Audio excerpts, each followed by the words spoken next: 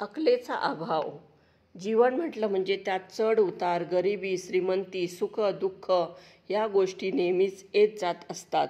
यावरूनच आपल्याकडे एक म्हण पडली आहे, श्रीमंती आली म्हणून माजू नका आणि गरिबी आली म्हणून लाजू नका. अनेक वेळा काय होतं, वैभव, श्रीमंती, थाटमाट असला की नकळत त्याची एक धुंदी येते, घमेंड निर्माण होते, मगरूर येते, तोरा येतो. पण सगळेच दिवस काही सारखे नसतात. तो तोरा, ती घमेंड हे उतरायला वेळ लागत नाही. कसं त्याची इसापणेने सांगितलेली गोष्ट. एक होता घोडा, तोही एक श्रीमंत मालकाचा घोडा, म्हणजे रुबाबदारच. त्यातून तो एक मोठ्या श्रीमंताचा. मग काय, त्याच्या पाठीवरची खोगीर पण छान होती. मालकानं त्या घोड्याच्या गळ्यात एक छान घुंगराची पट्टी पण बांधली होती. घोडा दौडत दौडत निघाला की त्या घुंगराचा छान आवाजही यायचा. एकूणच काय तर त्या घोड्याचा रुबाब काही वेगळाच होता आणि त्या सगळ्याची त्याला घमेंड पण होती. एकदा काय झालं, एका अरुंद रस्त्यात जात असताना त्या घोड्याची एका गरीब बिचाऱ्या ओझे वाहणाऱ्या गाढवाशी गाठ पडली. त्या गाढवाला घोडा म्हणाला, ए चल, हट, दूर हो, चल, मला रस्ता दे, जाऊ दे मला. गाढव म्हणालं, मित्रा, अरे माझ्या पाठीवर ओझं आहे, मला वळायला, मागोड पुढं व्हायला त्रास होतोय.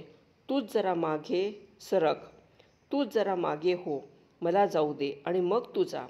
पण आपल्याच घमेंडीत तोऱ्यात तो घोडा गाढवाला म्हणाला, ते काही नाही, तूच मागे हो, मला जाऊ दे.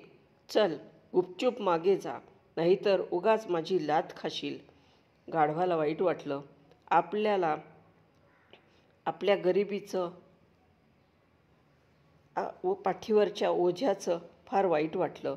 अखेर ओझ्यासह गाढव मागे झालं आणि त्यानं घोड्याला वाट सोडून दिली.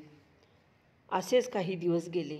घोडा म्हातारा झाला, निकामी झाला आणि त्याच्या मालकानं त्याला एका शेतकऱ्याला विकून टाकलं.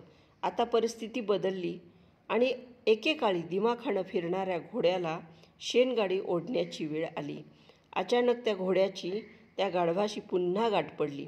घोड्याला शेणगाडी ओढताना पाहून गाढवाला बरं वाटलं.